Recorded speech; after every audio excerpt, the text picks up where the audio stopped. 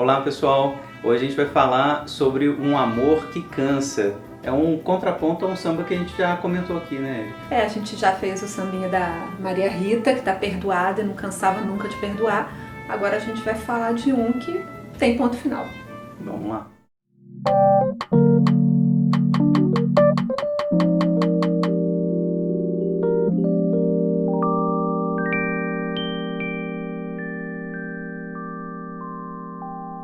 Pessoal, antes de começar a comentar esse sambinha aqui muito importante da Ivone Lara, queria pedir para vocês se inscreverem no canal, comentarem, compartilharem. É importante para a gente seguir conversando. É o terceiro vídeo da segunda temporada dos Sambinhas Terapêuticos aqui com a minha amiga psicanalista Érica Toledo.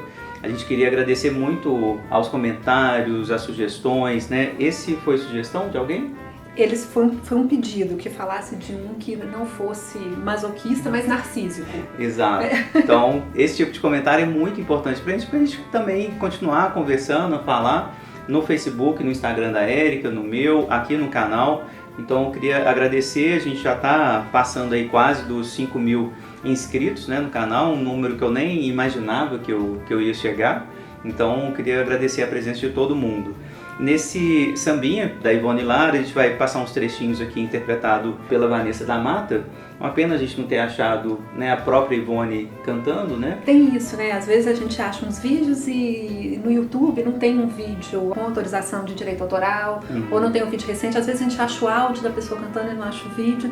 A gente gostaria de ter colocado a Ivone Lara cantando, mas a gente não encontrou um vídeo para poder usar, né? Exato. E ela, né, óbvio, né, uma das grandes mestras do samba, Dona Ivone. Então acho que é muito importante que a gente fale um pouquinho, e esse samba que eu gosto muito tá falando um pouco disso, assim, tem um limite, né, assim, às vezes o amor vai estabelecer limite, a gente vai estabelecer um limite para algumas relações amorosas, né, e esse samba me parece que tá falando disso. Será que eu já tentei tudo, né, que eu devia ter tentado, tá bom, mãos limpas? Eu uso muito isso na análise, assim, né, em algumas psicoterapias, algumas análises. Eu acho que essa questão é muito importante, eu sinto. Não sei se você concorda. Essa dúvida, né, assim, será que eu já fiz tudo? Isso. Já tentei o suficiente? Isso. Né? Será que se eu sair agora eu não estou sendo fraca, covarde? Isso. Será que é difícil achar esse momento, esse dia de falar chega? Muito. E clinicamente, pelo menos a sensação que eu tenho, não sei se você concorda, é que quando a gente tem essa sensação de que, nossa, eu tentei tudo, eu tô com minhas mãos limpas, eu fiz isso, fiz aquilo, pedi aquilo outro, mas não deu, a relação terminou, não dava para perdoar mais, não dava para manejar mais, eu tentei mudar, ele tentou mudar, mas deu um limite. Isso ajuda até a suportar a frustração do fim. Isso. Né, assim, então foi tempo perdido. Não foi tempo perdido, porque eu trabalhei ali, eu aprendi a reconhecer o que eu sinto, falar o que eu sinto, dar uma chance pro outro fazer diferente, tentei fazer diferente, quer dizer, eu cresci, mesmo que isso não tenha sido suficiente para fazer dar certo. Aí eu acho que essa consciência, assim, eu tentei, dei meu melhor, né, tentei evoluir como pessoa amorosa, ajuda a gente a suportar o fim. Total, e uma das coisas que, né, eu tenho pensado, assim, desde o livro que eu escrevi sobre o amor, né, é que a gente faz, querendo ou não, um certo tipo de checklist para o nosso objeto de amor, né? A gente tem, querendo ou não, sendo obsessivo ou não, a gente tem objetos de amor que nos atraem, a gente se sente atraído por determinadas características do objeto e tal, e esses fins de relação, principalmente esses que falam, pô, nossa, tentei demais, desencontrou aqui, ajudam a gente a fabricar esses checklists, né, assim, tipo, ó, esse tipo de relação parece que vai me fazer sofrer sempre. Ou esse tipo de objeto, né, essa característica do objeto vai realmente me excitar muito e eu vou ter mais flexibilidade, mais resiliência para ficar com um objeto que tenha esse tipo de característica. Então, assim, é um tipo de fim, né, mas que não necessariamente é um fim para colapsar, para devastar, mas para fazer aquilo que eu tenho chamado de mapa libidinal, né? A gente tem um mapa, a gente faz um mapa do amor, assim, onde que eu devo caminhar, onde que eu sei que eu vou cair no precipício, né? A gente falou no sambinha anterior, né? Mesmo sabendo que eu vou cair, mas eu já sei que eu vou cair, então assim, vou entrar eu sabendo que eu tenho uma chance enorme de cair, mas eu vou. Mas enfim, tem um mapa. que vai autorizar a gente a poder não cair quando a gente não quiser, né? Então, assim, eu acho que esse tipo de samba, vamos ouvir um pedacinho, eu acho que tá falando um pouco disso, assim, esse mapa que vai ser fabricado e que a gente chega num determinado ponto de uma relação, você olha, aqui eu não vou mais. Acreditar, eu não recomeçar, jamais. A vida foi em frente, você simplesmente não viu que ficou pra trás. Que convite, né? Tem alguém convidando, né? Tem alguém convidando. Tem alguém fazendo uma promessa que ela fala, não vou acreditar. Tem alguém falando, vamos recomeçar. E ela fala, não, recomeçar jamais. Mas esse convite para recomeçar é muito tentador. Às vezes é uma chance, uma esperança que a gente quer dar pra gente mesmo, né? Nem quer dar pro outro, a gente quer dar pra gente mesmo. E é difícil dizer que chega, né? Quando a pessoa fala, esse desencontro de tempos no amor talvez seja a coisa mais frequente na vivência amorosa, esse desencontro de tempos, né? A vida foi em frente, você não viu o que ficou pra trás, né? Tem um tempo e outro em outro tempo. O Zeca Pagodinho fala, né? Camarão que dorme, a onda leva, né? É isso aí. E a fila anda. A fila anda, né? E, de fato, relações amorosas, elas mudam, elas são dinâmicas também. As pessoas mudam dentro da relação, né?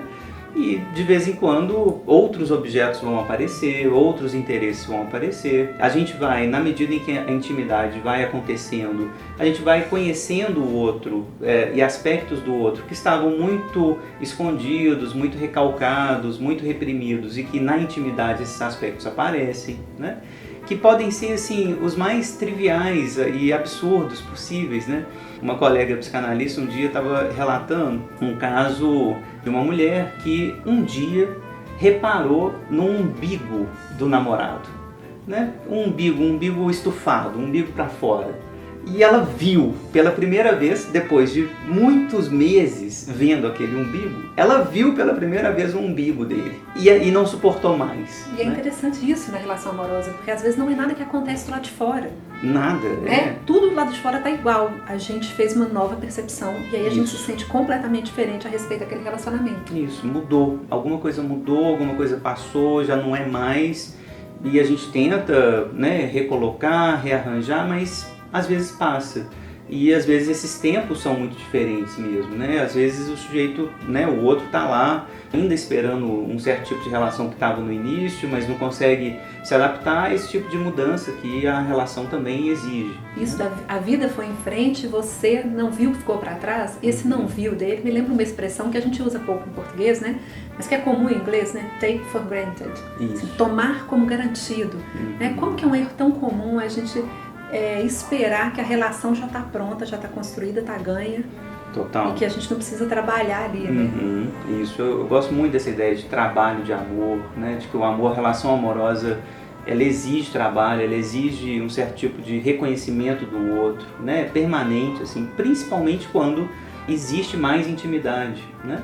Porque a gente vai se dando conta de aspectos mais recalcados, mais reprimidos do outro. Isso é inevitável e isso exige que a gente, obviamente, né, trabalhe mais para suportar esse tipo de aspecto, porque se está recalcado geralmente não é bom, desagrada, causa mal-estar, mas também mais trabalho porque esses aspectos íntimos exigem mais cuidado também, né? Assim, quando a gente está ali e o outro mostra um lado ruim dele, é aí que esse trabalho de amor é mais exigente ainda, né? Então, de alguma maneira, esses tempos, né, do reconhecimento um do outro são tempos que podem desencontrar, né? E eu fico imaginando na personagem da música, assim, que parece que não foi uma coisa rápida, não foi uma descoberta tipo a do umbigo, parece que foi uma coisa demorada, porque ela fala assim, você não viu que o tempo me carregava e a saudade lhe entregava o aval da imensa dor. Parece uma coisa prolongada que o outro não foi capaz de ver. E o que a gente vê muitas vezes é essa dor se prolongando, mas quem está sentindo a dor também não vai lá e diz, tá doendo, tô sentindo falta, vem aqui, vamos dar uma chance para isso dar certo. E as pessoas vão vendo dar errado, mas aí elas não confessam que está doendo, elas não pedem o que elas estão precisando e não dão uma chance pro amor ir lá e falar, nossa, é mesmo, desculpa, percebi. Né? Isso. Tem um desejo de telepatia. Mas o outro tinha que saber. Isso. Mas é tão óbvio que eu estou aqui esperando por esse amor, não é possível que ele não perceba, ele tem que perceber. Isso. Não percebe, e às vezes não é por mal, né? Isso, tem uma certa cegueira mesmo. Que tem a ver com a história de cada um, né? Isso. Se não comunicar, é impossível, né? Numa relação amorosa, principalmente quando ela tem esse aspecto mais profundo, né? Mais complexo, assim, que a gente quer mesmo manter uma relação íntima, né? Sem comunicação, sem esse tipo de DR, né? São as famosas DRs. Elas cansam, elas exigem muito da gente, né? Elas vão colocar a gente contra a parede, mostrar as nossas falhas também. Por isso que elas cansam, né? Claro que tem gente que usa a DR para fazer a própria DR, aquele processo de conseguir do outro que ela não consegue na vida, né? Mas assim, não precisa ser longo, prolongado e custoso, mas uma clareza, né? Eu acho que é um voto de confiança de que o outro pode fazer melhor se você explicar para ele onde que ele pode melhorar, né? Total. E por que não, né? Por que não fazer esse tipo de pedido? O Fritz Perls, né, que é que vai cuidar da Gestalt, né, vai inventar a Gestalt, que é uma terceira força, por assim dizer, né, das linhas de psicoterapia. E tem uma frase que eu acho assim um pouco exagerada, que é mais ou menos assim, chama a oração da Gestalt, é famosa essa oração, que ele vai dizer assim, olha, eu não vim para o mundo para te satisfazer, você não veio no mundo para me satisfazer, então não fique pedindo para eu me mudar, ou eu não vou ficar te pedindo para você se mudar, se modificar para que eu me satisfaça, e vice-versa. Se a gente se encontrar, que bom, se a gente não se encontrar, péssimo. Ou, né, tá bom também, porque, enfim, não encontramos, né? Eu acho exagerado isso, assim, essa ideia de que eu não posso pedir nada, né? Eu não posso também me modificar nada pelo outro, porque eu acho que numa relação amorosa esse tipo de conversa, esse tipo de... O tempo de mim nessa relação tá passando. Como é que você tá aí no seu tempo? De poder conversar um pouquinho sobre isso, o que você está causando em mim, o que eu causo em você, o que a gente pode modificar um pouco para continuar junto ou para se separar. Esse tipo de conversa me parece inevitável, né? Quando a gente está efetivamente a fim de manter uma relação amorosa, né? De entender o que eu causo em você, o que você causa em mim, o que a gente pode modificar. No limite eu concordo com o Perls, né? Assim, eu de fato não vim ao mundo para satisfazer ninguém, não tem que estar aqui para satisfazer alguém, né? Não necessariamente, mas posso satisfazer alguém e posso mudar um pouco para que isso aconteça. E da mesma forma, posso esperar que o outro tenha vindo ao mundo, por assim dizer, né? Para me dar alegria também, para me dar prazer também, para cuidar de mim também. Mas não acreditar que isso é necessário, né? Que ele tem obrigação disso, que a pessoa vai estar ali obrigada, você não muda porque você é cruel, etc. E para isso tem que acreditar também que o relacionamento não precisa ser esse sofrimento. Eu acho que para a pessoa chegar no ponto da personagem da música que fala, olha, não vou recomeçar, a vida passou, não foi bom, porque a pessoa que perdoa todo o tempo, toda a vida, talvez ela se apegou à ideia de que relacionamento tem que ser ruim, e complicado e doloroso. Então é preciso muito acreditar que as coisas podem ser mais leves para dar conta de falar, ó, chegou, agora o próximo. Perfeito, né? Exato. E aí, mais uma vez, né, a gente fala muito disso nos sambinhas aqui, a grande questão não é se a gente vai ser masoquista, mas como a gente vai ser masoquista. Já que a ideia, né, nunca é um encontro perfeito, um tipo de, né, encaixe de almas gêmeas, né, esse tipo de lógica do encontro da outra metade da laranja, etc. A psicanálise sempre vai criticar muito essa imagem, né, de um encontro pleno. Então isso vai levar a gente a concluir sempre que masoquismo vai estar presente na relação. A presença do outro vai gerar mal-estar, né? O Freud vai insistir muito nesse livro dele, Mal-Estar na Cultura, que uma das fontes do mal-estar é justamente a convivência um com o outro. A grande questão é, deu, tá bom? A grande questão é assim, que tanto que todo relacionamento vai exigir um sofrimento. Isso. E que tanto que esse sofrimento está maior do que o necessário. Isso. E essa força, estrutura de personalidade capaz de dizer, chega. Isso eu não gosto mais. Esse tipo de mal-estar não compensa o prazer ou o tipo de aprendizagem ou, né, o amor que eu sinto ou, né, a necessidade que eu tenho de cuidar, de suportar. Enfim, óbvio que cada decisão desse tipo, né, se eu vou me separar ou não vou, se eu vou namorar ou não vou, é muito, muito singular, depende do meu masoquismo, depende do meu desejo, como que esse circuito do desejo se estabelece. Mas o que a música tá dizendo assim, é desse tempo que de vez em quando desencontra, é que a gente pode entrar junto, estava lá no mesmo processo e de repente desencontrou. E num próximo trechinho ela está falando disso, né? Assim, eu que agora moro nos braços da paz, ignoro o passado que você me traz. E eu que agora moro nos braços da paz, ignoro o passado que hoje você me traz. Parece óbvio, mas não é fácil a gente dar conta de morar nos braços da paz, né? Não. Não é fácil, né? A gente se acostuma, a gente está muito mais preparado. Lembro da frase da Clarice Lispector, né? Da lágrima, e ela fala, para o sal eu estava toda preparada, para a lágrima, para a dor a gente está preparada, né? Dando spoiler do Grande Sertão Veredas, ele fala, sofrer até um bicho sofre, ser feliz é que é difícil. Então assim, isso que essa pessoa chega e fala, eu agora moro nos braços da paz, não é fácil a gente estar pronto para morar nos braços da paz e ser feliz, né? Isso. E suportar estar feliz nos braços da paz.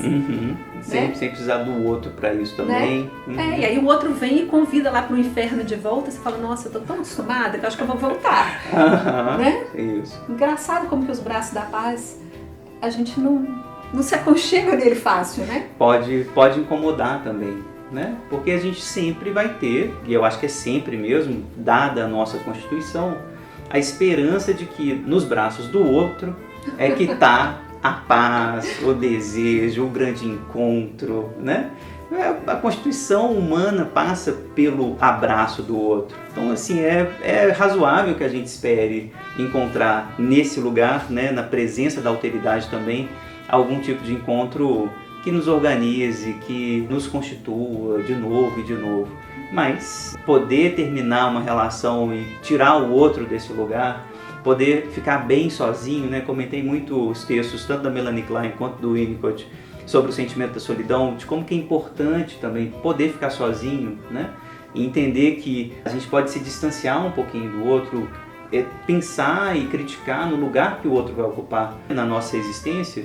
Como que isso eu acho assim, parte dessa aprendizagem, né? Assim, de reconhecer qual que é o tempo que eu vou passar com o outro. E isso que ela fala de ignora o passado ruim que você me traz, mas o passado bom também, né? Então assim, nunca em qualquer separação, mesmo que a balança pese mais para o lado de romper, é lógico que tem algum ganho e que fica difícil renunciar a ele, né? E eu acho que tem hora que ele tem que ser meio isso mesmo, ignora o passado, né? Tem que fazer viseira e mira e vai, porque se você ficar pensando em cada pequena coisa que você perdeu também, a gente não sai daquele lugar nunca, né? Nunca. Eu acho que é muito frequente, assim, escutar isso no consultório, né? Assim, nas análises, que as pessoas, elas querem terminar relações mais longas, né? E tem muita dificuldade de terminar por conta disso, assim, um certo tipo de circuito que o desejo se acostumou, por assim dizer. Quando as pessoas terminam, elas ficam apegadas ao passado, mesmo querendo mostrar que não estão, né? Esses casos típicos parecem existir. Né? Tipo, tô na gandaia, olha aqui minha foto no Instagram. Isso, né? Olha só como eu tô bem olha sem só você. Como eu tô bem. Né? Mas esse sem você é fundamental, né? Tipo assim, é pra te mostrar que eu tô bem, que eu tô aqui postando, tô me mostrando. E enquanto ela tá fazendo isso, quer dizer que ela tá muito apegada ao outro. Exatamente. Né? Se é pro outro, se é pra mostrar, né, que você tá bem sem ele, é porque você ainda tá preso de alguma forma, né? Então, assim, terminar é muito difícil. Mesmo depois do término, a coisa continua de alguma forma, ou pode continuar de alguma forma, né? Assim, os circuitos pulsionais, esses circuitos do desejo, nunca são tranquilos de se desfazer, né? E não são tranquilos também de se fazerem, né? Tô lembrando da música do Chico, né? Tristíssima, que fala assim: agora eu quero ver o que você vai fazer, sabendo que sem você eu passo bem demais. Que ódio, que raiva, né? Que raiva. Raiva talvez de ter se submetido a esse tempo, a essa dor, a esse sofrimento, né? Total. Raiva da gente mesmo. Que aí a gente joga no outro. Joga no outro. E como é comum essa fantasia também, assim, do outro lado de será que ele está feliz, né, sem mim? Será que ele agora melhorou de vida? Né, assim, nossa, ele que era, sei lá, um banana, não trabalhava, olha só, agora ele está trabalhador. Comigo ele não queria compromisso, comigo ele não queria filho, com a outra ele quis. Isso é sempre uma questão, isso sempre vai aparecer. Mas aí conseguiu a receita do samba, ignora o passado. Isso, né? é importante. Ou se não ignorar, não vai pra frente, gente. Não é, a vida não vira, a página não vira, o filme não passa. Tem que ignorar o passado. Total. Ficam os restos, esses fantasmas, né? A gente já tem um grande resto, pra gente terminar, né? Que é o Édipo. Esse Édipo, por mais que a gente queira ignorar, ele vai necessariamente fazer com que a gente repita as relações, que a gente reencontre essas coisas, né?